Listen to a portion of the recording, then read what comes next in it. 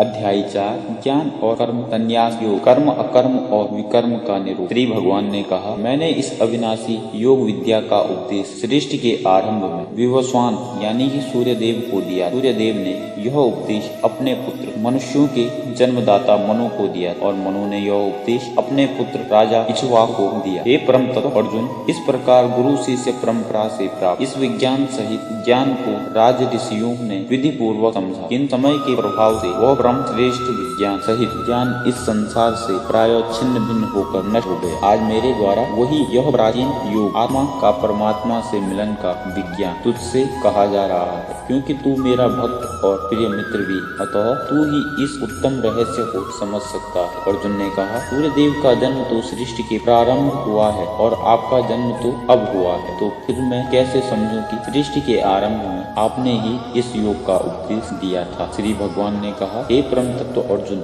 मेरे और तेरे अनेकों जन्म हो चुके हैं। मुझे तो वह सभी जन्म याद हैं, लेकिन तुझे कुछ भी याद नहीं है। यद्यपि मैं अजन्मा और अविनाशी समस्त जीवात्माओं का परमेश्वर होते हुए भी अपनी अप्रकट महामाया को अधीन करके अपनी प्राप्रकृत योग माया से प्रकट हो जाता हूँ। हे भारत, जब भी और जहाँ भी धर्म की हानि होती है और अधर्म की वृद्धि होती है, तब मैं अपने स्वरूप को प्रकट करता हूँ। भक्तों का उद्धार करने के लिए, दूसरों का संपूर्ण विनाश करने के लिए तथा धर्म की फिर से स्थापना करने के लिए मैं प्रत्येक युग में प्रकट होता हूँ। हे अर्जुन, मेरे जन्म और कर्म दिव्य अलौकिक है। इस प्रकार जो कोई वास्तविक स्वरूप में मुझे जानता है, वह शरीर को त्याग कर इस संसार में फिर से जन्म को प्राप्त नहीं होता है, बल्कि मुझे अर्थात मेरे सनातन धाम को प्राप्त होता है। आसक्ति, भय तथा क्रोध से सर्वथा मुक्त होकर अनन्य भाव से, शुद्ध भक्ति भाव से मेरे शरणागत होकर बहुत से मनुष्य मेरे इस ज्ञान से पवित्र होकर तप द्वारा मुझे अपने भाव से मेरे भाव को प्राप्त करते। हे प्रथापुत्र, जो मनुष्य जिस भाव से मेरी शरण ग्रहण कर मैं भी उसी भाव के अनुरूप उनको फल देता हूँ। प्रत्येक मनुष्य सभी प्रकार से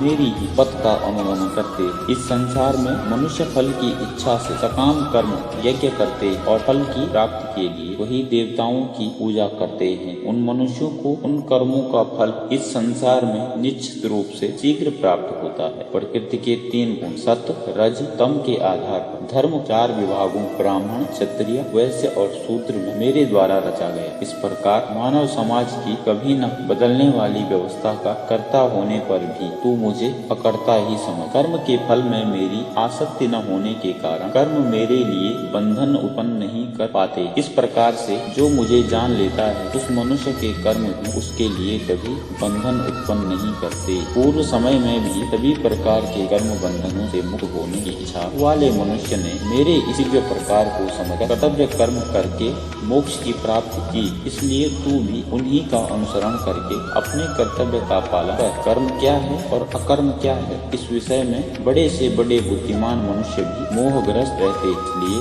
उन कर्मों को मैं तुझे भली बात समझाकर कहूँगा, जिसे जानकर तू संसार के कर्म बंधन से मुक्त हो सके। कर्म को भी समझना चाहिए तथा अकर्म को भी समझना चाहिए और विकर्म को भी समझना चाहिए, क्योंकि कर्म की सूक्ष्मता को समझना अत्यंत कठिन। जो मनुष्य कर्म में अकर्म यानी कि शरीर को कर्ता न समझ आत्मा को कर्ता समझकर देखता है, और जो मनुष्य अकर्म में कर्म यानी कि आत्मा को कर्म न समझकर प्रकृति को कर्म समझकर देखता है, वह मनुष्यों में बुद्धिमान है। और वह मनुष्य समस्त कर्मों को करते हुए ही सांसारिक कर्म फलों से मुक्त रहता है। जिस मनुष्य के निश्चय किए हुए सभी कार्य बिना फल की इच्छा के पूरी लगन से संपन्न होते हैं तथा जिसके सभी कर्म ज्ञान रूपी अग्नि में भस्म हो गए हैं, बुद्धिमान लोग इस महापुरुष को पूर्ण ज्ञानी कहते हैं। जो मनुष्य अपने सभी कर्म फलों की आसक्ति का त्याग करके सदैव संतुष्ट तथा स्वतंत्र रहकर कार्यों में पूर्ण व्यस्त होते हुए भी वह मनुष्य निश्चित रूप से कुछ भी नहीं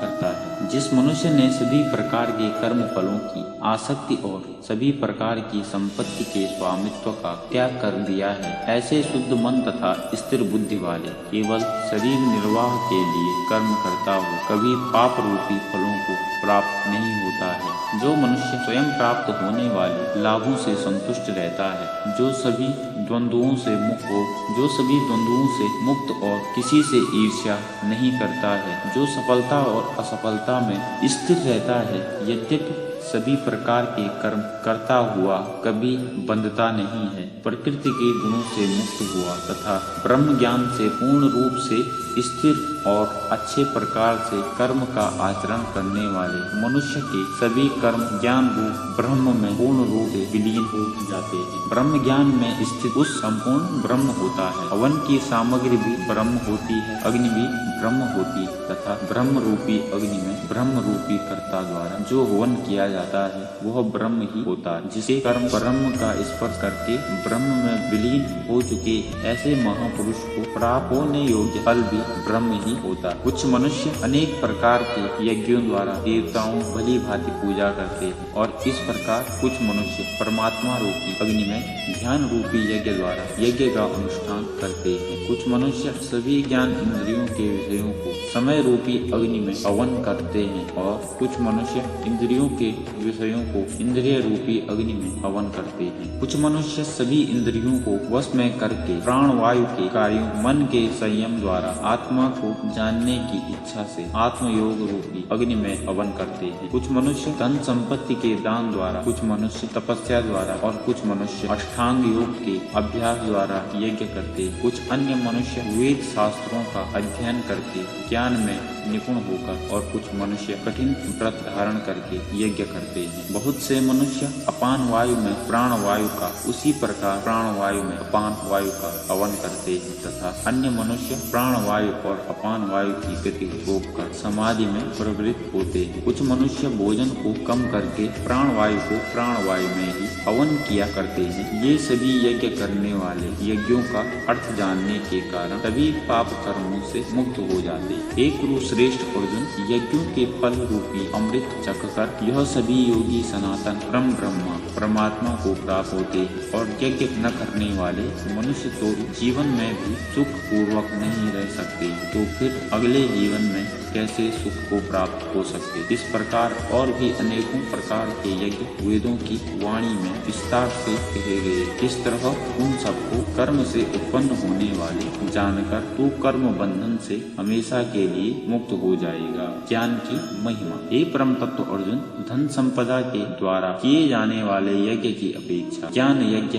अत्यंत श्रेष्ठ है तथा सभी प्रकार के कर्म ब्रह्म ज्ञान में पूर्ण रूप से समाप्त हो जाते हैं। यज्ञों के उस ज्ञान को तू गुरु के पास जाकर समझने का प्रयत्न कर। उनके प्रति पूर्ण रूप से शरणागत होकर सेवा करके विनीत भाव से जिज्ञासा करने पर वे तत्वदर्शी ब्रह्म ज्ञानी महात्मा तुझे उस तत्व ज्ञान का उपदेश करेंगे। हे पांडु, उस तत्व ज्ञान को जानकर फिर तू कभी इस प्रकार के मोह को प्राप्त नहीं होगा तथा इस जानकारी के द्वारा आचरण करके तू सभी प्राणियों में अपनी ही आत्मा का प्रसार देखकर मुझ परमात्मा में प्रवेश पा सकता। यद्यपि तू सभी पापियों से भी अधिक पाप करने वाला है, तो भी तू मेरे ज्ञान रूपी नौका द्वारा निश्चित रूप से सभी प्रकार के पापों से छूटकर संसार रूपी दुख के सागर को पार कर जाएगा। हे अर्जुन, जिस प्रकार अग्नि ईंधन को जलाकर भस्म कर देती है, उसी प्रकार यह ज्ञान रूपी अग्नि सभी सांसारिक कर्म फलों को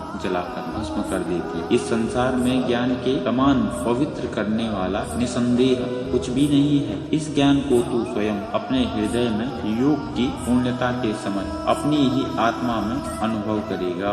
जो मनुष्य पूर्ण श्रद्धावान है और जिसने इंद्रियों को वश में कर लिया है, वही मनुष्य दिव्य ज्ञान को प्राप्त होकर वह तत्क्षण भगवत प्राप्ति रूपी परम शांति को प्राप्त हो जाता है। जिस मनुष्य को शास्त्रों का ज्ञान नहीं है, शास्त्रों पर श्रद्धा नहीं है और शास्त्रों को शंका की दृष्टि से देखता है, वह मनुष्य निश्चित रूप से भ्रष्ट हो जाता है। इस प्रकार भ्रष्ट हुआ संशयग्रस्त मनुष्य न तो इस जीवन में और न ही अगले जीवन में सुख को प्राप्त होता है। हे धनंजय, जिस मनुष्य ने अपने समस्त कर्मों के फलों का त्याग कर दिया है और जिसके दिव्य ज्ञान द्वारा समस्त संशय मिट गए, ऐसे आत्मपरायण मनुष्य को कर्म कभी नहीं बांधते। अतः हे भरतवंशी अर्जुन, तू अपने हृदय में स्थित इस अज्ञान से उत्पन्न अपने संशय को ज्ञान रूपी शास्त्र से काट और योग में स्थित होकर युद्ध के लिए खड़ा हो जा। इस प्रकार उपनिषद, ब्रह्म विद्या तथा योग शास्त्र रूप श्रीमद् भगवद गीता के श्री कृष्ण अर्जुन संवाद में दिव्य ज्ञान योग नाम का चौथा अध्याय संपूर्ण। हरिओम तत्सत्यः। मिलते हैं आप सभी से भगवद गीता के 5वें अध्याय में। तब तक के लिए राधे राधे।